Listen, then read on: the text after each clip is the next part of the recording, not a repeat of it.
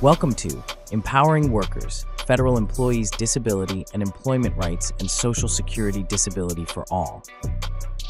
Hello and welcome to Empowering Workers, Federal Employees' Disability and Employment Rights and Social Security Disability for All with Eric L. Pines. Hi, Chelsea. It's great to be here. Great to have you here. Can I gloat on you a little bit? Tell people about you? What the heck? All right. So Eric is a nationally recognized federal employment lawyer, mediator, and attorney business coach. He represents federal employees and has been in-house counsel for over 50,000 federal employees through his work as a federal employment labor union representative. I'm Chelsea Reynolds, and today the topic is going to be how mediation can help resolve employment disputes before they escalate to full-blown litigation. This is episode 22. How mediation can save your federal employment case. What is mediation in the context of federal employment law? So, before I start, the reason why I'm so excited is I really, really believe in mediation. I was an in-house mediator for the Library of Congress for about a year. It's a passion of mine. And as I speak throughout this podcast, you'll hear why it's a passion of mine. But I just think it's really a wonderful thing. And so, so to answer your question, let's start with what is mediation? Mediation is basically, I'll say it simply, and then I'll give you a little more complexity. Simply, it's basically instead of fighting with even though you might still fight, but instead of going to the litigation battle, like the PI lawyers, I'll fight for you. Like instead of doing that, you're basically sitting down with the other party, with the neutral party sitting there who's not supposed to be biased, generally not biased, who just tries to facilitate the discussion. And there's different types of mediation. I know the Postal Service uses one where it's like the mediator just stays out of it and lets the parties talk. I call it transformational mediation, all the way to, on the other end, the most extreme is they call it an evaluative mediation, where basically the mediator acts like a judge and basically gives their opinion on the strengths and the weaknesses of your case. For example, they may say to somebody, and they usually do this in caucus, which means they take you to the side, not in front of the other party, and they'll say, you're not going to win this case. You better take whatever they give you, or you have a really strong case here, but you have to be realistic. But they start giving you their opinions. And we find those type of mediations in the Merit Systems Protection Board, which is a court that hears cases for federal employees that relates to disciplinary actions and whistleblower complaints and USERA and other things like that. So it runs the gamut of basically someone sitting as a neutral between the two parties trying to resolve the dispute. Ultimately, it should end up in a written settlement if they reach agreement, or the parties will, if it doesn't settle, the parties agree not to talk about what happened in the mediation and to move on with litigation as if the mediation never happened. I'm thinking of all the TV scenes I've seen and what the different types you mentioned popped up different episodes. So in real life, how does mediation differ from litigation or arbitration? When you bring a lawsuit against somebody for, let's say, smashing into your car, while those cases do mediate, you're probably never going to see that person again. So, if you end up going to court, it's not the end of the world. Obviously, going to court has its drawbacks and time and cost, but as far as the relationship, it's kind of irrelevant unless you hit your neighbor with the car, which I don't recommend if you're asking. But I would just say like this. Basically, if it is a employment-related mediation, you're probably dealing with your supervisor. You're probably dealing with your coworker. You're probably dealing with your manager or the director of the VA or whoever it is. You're going to see that person again, and they're generally going to have a say on what your pay is. They're generally going to have a say on what your performance appraisal is. So I can't stress enough the benefits of going to mediation just for resolving the case.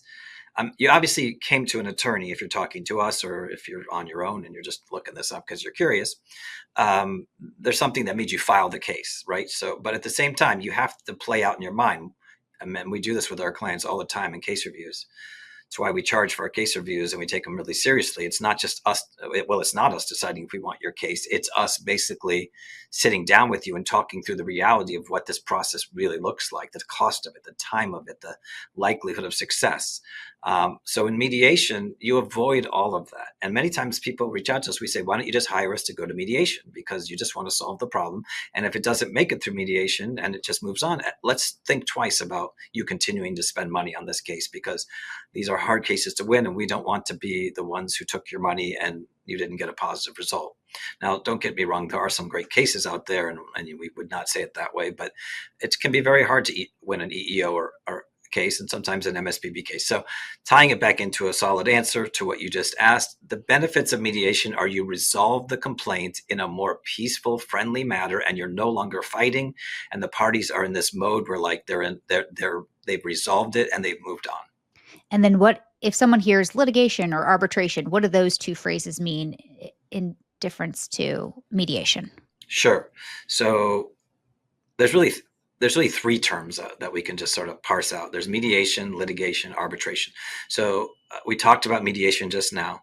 Well, litigation and arbitration are in the same category. So arbitration is basically when somebody acts as a judge, but they're not really a judge. For example, when we do something which isn't done so much right now because of the state of the federal employment situation, but when I would do grievances for unions, those cases always went to arbitration, which meant they didn't go to a court. They went to somebody who was either a business professor or a lawyer or maybe a retired judge who's like more informal and acting like a judge in this capacity, but everyone sits around the table. There's no court reporter, and everyone agrees that they're going to go ahead with what that arbitrator makes a decision, and it becomes binding on the parties.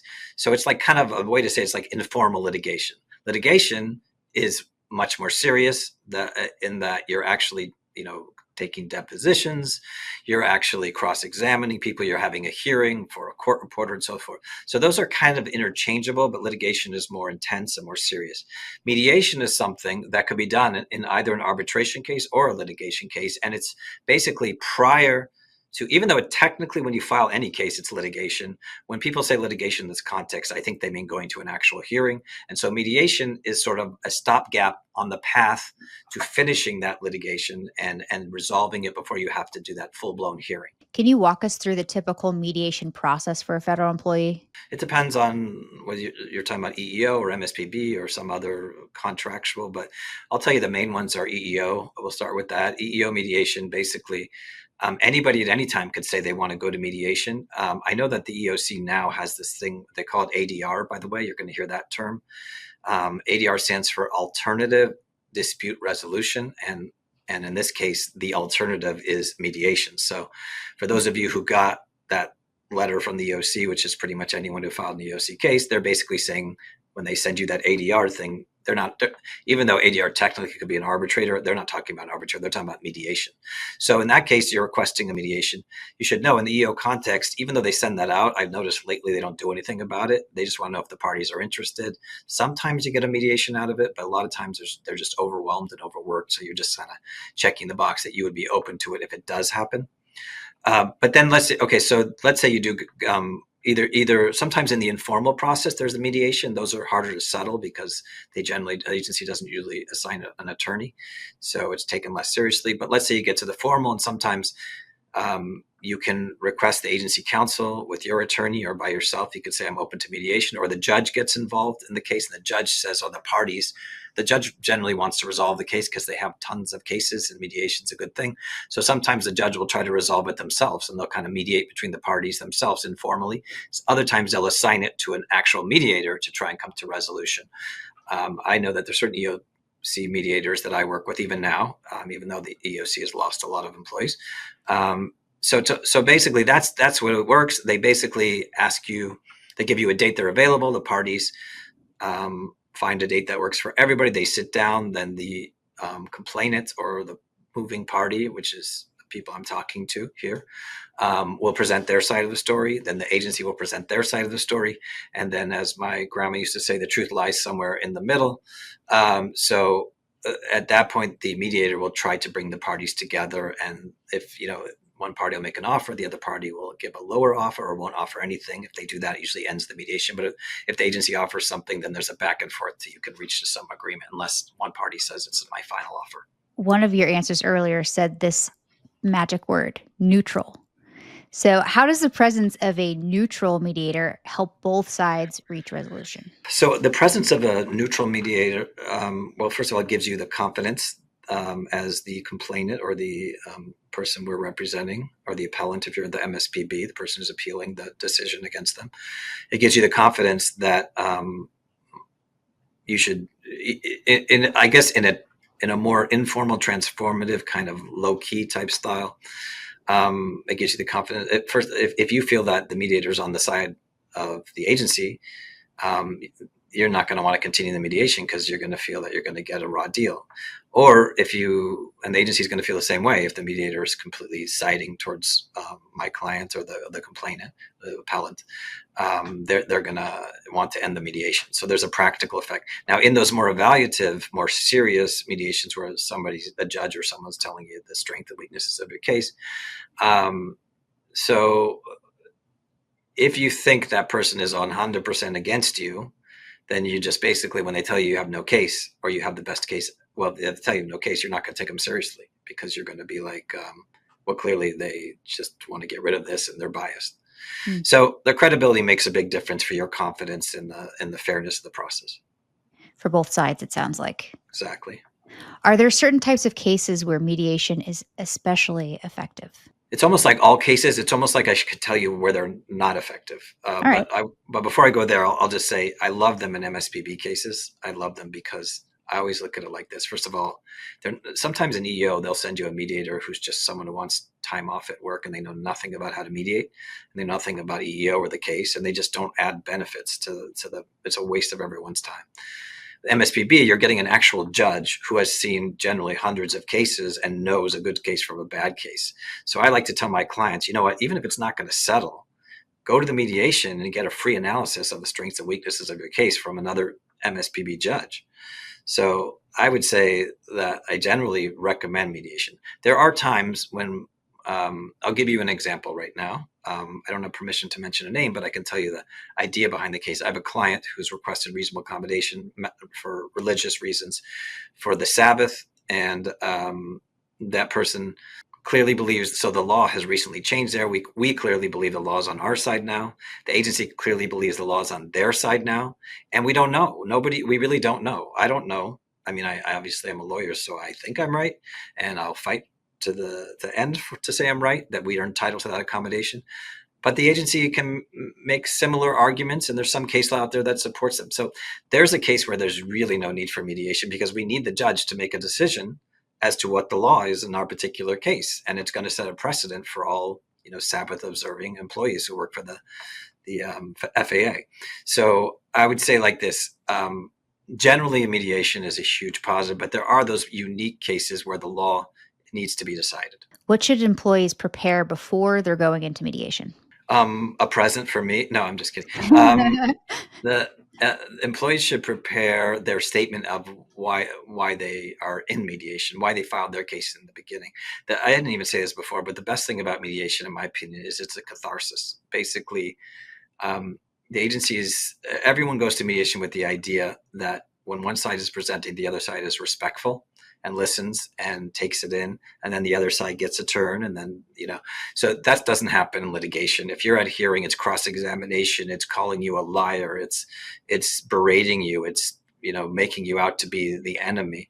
That's why I think litigation is not as pleasant, and it's not as mediation. And if you can resolve a case in mediation, you'll be a much happier human being for the reasons we've mentioned so far. But the way to prepare is to put together your story and why you filed your case, and because that's your chance to get your catharsis and have someone from the agency hear from you. If by chance you don't settle, or if you don't go to mediation, you're never really going to get your chance. The only thing you're going to get is if you win the case, you can feel vindicated from a piece of paper, but no one from the agency is going to be like, oh, you're right, I'm wrong, I'm so excited that I was shown the light. No, the agency is going to appeal it, or the agency is going to think it's bogus, and they're just going to want to retaliate and be harsher against you. And I'm not criticizing the agency, because we would do the same thing. It's just human nature. No one likes to be sued, and everyone believes that their side is the correct side generally. So I'm just saying that avoid that whole back and forth fighting by mediating. It's wonderful. This catharsis you mentioned, is there any other sort of other than financial compensation, any sort of other results that a successful mediation can bring about? Oh yeah, you're right actually to call me out. Most mediations don't revolve around money. Most revolve around fixing the work situation. I know with the MSPB, like somebody's been suspended, a lot of times it's to reduce that suspension or to get rid of it, or if you're fired, to give you your job back or to pay you some money, and you all agree that you don't come back to work. Or maybe many times we settle cases for everyone works together to get someone disability retirement. And that's, like I said in the previous 2 podcasts, if you watch them, and they're really good, so you got to watch them. No, but thank you. You were great, Chelsea. I just want to point that out. But disability retirement. I always tell my clients, this is not a criticism of my clients. Anybody in their situation would think this way. But a lot of times you're like, well, my EO case is really important. I need my, 10, 20, 15, 20, 30, whatever, $1,000 in damages. But I say to them, wait a second, if we can get them to agree to help us get you disability, that could be millions of dollars over your lifetime, because it affects your retirement benefits in addition to the now, and that gives you the ability to work at another job. Maybe you want to have a 401k in your other job, and you have your TSP, and you have I could go on, but like if you have a big picture perspective, which is one benefit of working with an attorney who's been through it so many times, is a lot of times it very much so much can be done in a mediation that could even do better for you than money, whether it's a different type of accommodation, or help getting disability retirement, or moving to a different environment so you're not working with the person who's harassing you. All those things can be done in mediation. At the beginning of this episode, you mentioned you had a passion for it, and I think it's come through. So how has mediation helped some of your clients avoid years of stress or legal fees? I would just say the opposite. The people who don't mediate or don't reach resolution, they might win their case, and they might get all their attorney's fees back and damages, but they still work there generally, if they still work there, and they're still dealing with the problems. So it's great to win. Don't get me wrong. We love to win, and we don't fight to lose, and we win a lot. But I would much rather see somebody settle a case earlier and not have to take the risk. One of my favorite, this talks about the second part of your question. One of my favorite things to tell people is the only one who gains when the case goes to litigation, well, the only one who gains for sure, I should say, is the attorney. Unless they're charging you a flat fee, which a lot of firms don't do in this field, because it's hard to make ends meet on that, because there's no pot of gold at the end, like in a personal injury type case.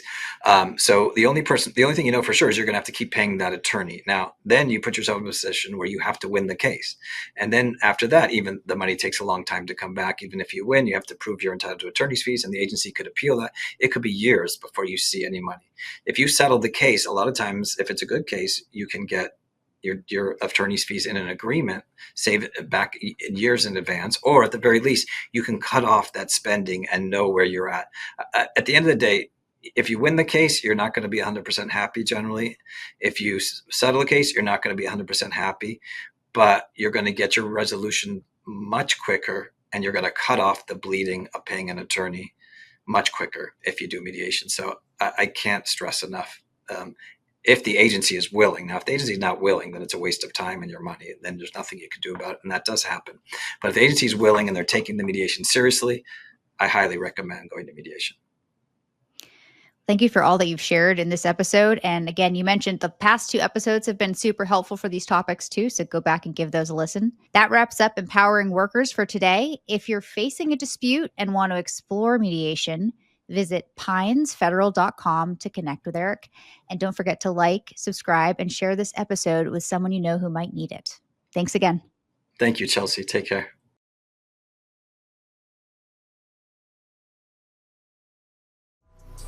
Thanks for watching.